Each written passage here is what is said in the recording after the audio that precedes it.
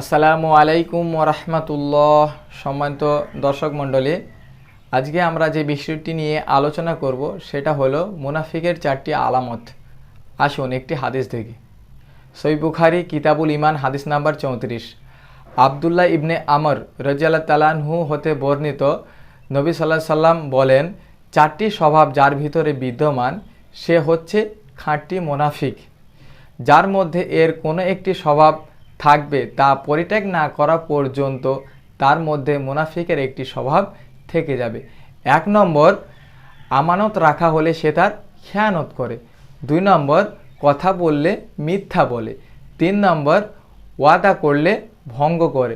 4 নম্বর, ঝগড়ায় লিপ্ত হলে অশ্লীল কথায় গালাগালি করে। এই জন্য আমাদের সকলকে এই 4টি স্বভাব থেকে বেঁচে থাকতে হবে। আল্লাহর কাছে দোয়া, আল্লাহ আমাদের সকলকে এই 4টি স্বভাব থেকে বেঁচে থাকার তৌফিক দান করুন। আমিন। আসসালামু আলাইকুম ওয়া রাহমাতুল্লাহ।